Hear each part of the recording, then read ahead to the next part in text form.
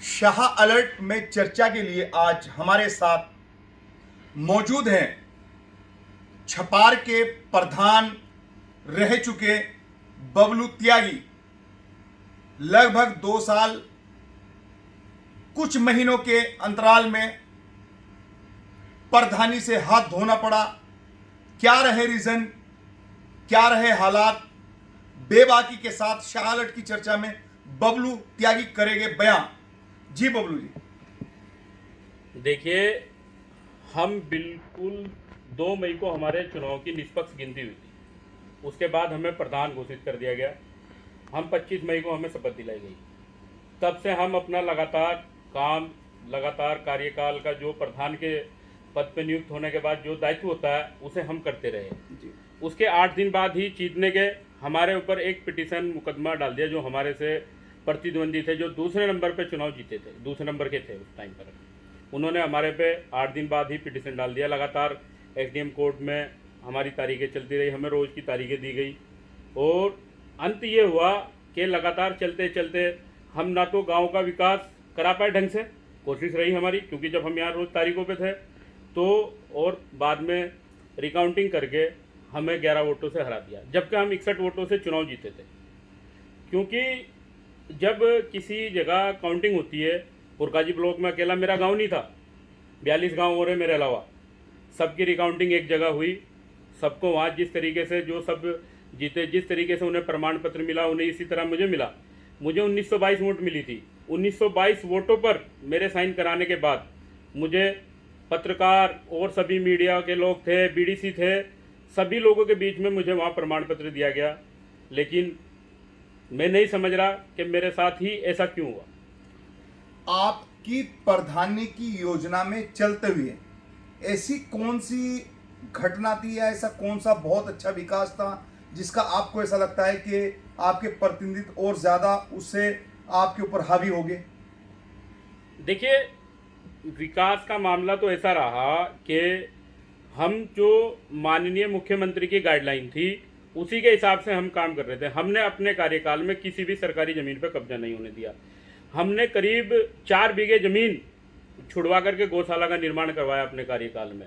एक 1962 से लेके चकबंदी से लेके 100 बीघे ज़मीन हाईवे की एक ट्रस्ट बना करके, स्कूल की समिति बना करके उस पर स्कूल के नाम से कब्जा कर रखा था। उसमें हमने एसडीएम के यहाँ से, उसके बाद कमिश्नरी में से, फिर राजस्व बोर्ड में से हमने उस मुकदमे को 2 साल में इसी कार्यकाल में जीतते हुए, उसकी पूरी पैरवी करते हुए, माननीय एसडीएम परमानंद झा की नॉलेज में भी है कि मैं लगातार उसमें प्रयासरत रहते हुए, मुझे प्राइवेट वकील भी करने का मौका नहीं दिया था। मैंने सरकारी वकील के साथ ही लखनऊ जा जाके वहाँ पर जो रेवेन्यू बोर्ड के सरकारी वकील है वो आपको बता सकते हैं कि मैं इन 2 साल में 15 बार लखनऊ जाके मैंने वो 100 बीघे ज़मीन जो हाईवे पे ऑन हाईवे कब्जा मुक्त कराई, ताकि गाँव के विकास में कल वहाँ कोई अस्पताल बन सके, कोई अच्छी चीज़ बन सके। क्योंकि हाईवे पे जो गांव पड़ता है छपार, एक्सीडेंट वगैरह की वो है ट्रॉमा सेंटर, कोई इस तरीके की ताकि के आसपास के क्षेत्र के गांव के लोगों की मदद हो सके। हो सकता है मुझे सही काम करने का नतीजा मिला हो। किन लोगों के कब्जे में थी जो जमीन आपने खाली कराई है? वो मैं बताता हूँ। एक विशेष लोगों ने ही, 4-5 लोगों ने एक गुट बना करके, स्कूल के नाम से संस्था बना करके उसे कब्जा कर रखा था उस जमीन पर। बबलू त्यागी जी बेबाकी के साथ में कि शायद हो सकता है कि विकास या मैंने अच्छा कोई कार्य किया है उसका मुझे ये इतना बड़ा इनाम मिला हो, लेकिन जब रिकाउंटिंग हो गई तो आपको शिकायत क्या है? मेरे को शिकायत ये है, मेरे साथ 42 गांव की गिनती हो रही, कराने वाले आरओ जो अधिकारी थे वो एक ही थे, उन्होंने सबकी वो कराई, सबको उन्होंने सर्टिफिकेट दिया। जब मैं गलत हूँ तो वो 42 भी गलत होंगे, जब किसी ने मुझे गलत चीज़ दी। मेरे गांव में करीब 6540 वोट डली थी। 6540 में 4 प्रत्याशियों के लिए वोट डली थी, जिला पंचायत, ग्राम पंचायत और ग्राम पंचायत सदस्य और क्षेत्र पंचायत सदस्य। तकरीबन ये 22-23 हज़ार वोट बैठती हैं एक साथ इकट्ठी होकर के। 3 टेबलों पे गिनती हुई, सबके वहाँ एजेंट मौजूद थे। तकरीबन 40 प्रत्याशी वहाँ एक साथ खड़े हुए थे, मतलब पूरी एक वो थी, कैमरे की निगरानी, कैमरे लगे हुए थे चारों तरफ, पुलिस प्रशासन था, तो उसकी मौजूदगी में काउंटिंग हुई। एक वोट पे भी सब सटीक रहते हैं, जब 35-40 लोग रहते हैं एक टेबल पे ही, तो 4 कर्मचारी एक टेबल पे, 4 कर्मचारी, 12 लोगों ने गिनती करी है। उसके बाद आरओ वो एआरओ को देते हैं, एआरओ आरओ को देता है। उसके बाद ही जो सारा टोटल होकर के वो उसको जो भी जीतता है उसे घोषित किया गया। तो जब मैं पूरी तरीके से जीता हूँ तो फिर मेरे साथ ही ऐसा क्यों? अगर मैं गलत हूँ, मैं आपके माध्यम से एक चीज़ कहना चाहता हूँ, मैंने जिलाधिकारी को भी एप्लीकेशन दी है, माननीय मुख्यमंत्री को भी दिया, अगर मैं गलत हूँ, आज तक आपको किसी ने ये नहीं कहा होगा कि मेरे ऊपर मुकदमा कर दो।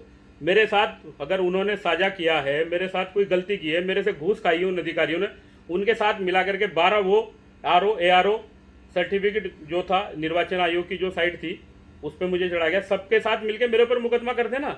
मैं चाहता हूँ कि मेरे साथ उन पर मुकदमा हो जाए अगर मैं गलत हूँ, ताकि वो कोर्ट में आके जवाब तो देंगे। यहाँ तो जो अदालतें थी, हम बार बार रिक्वेस्ट करते रहे कि भाई आप आरओ एआरओ को बुलवा लें, उन्होंने बुलवाना उचित ही नहीं समझा। हम तो तैयार हैं।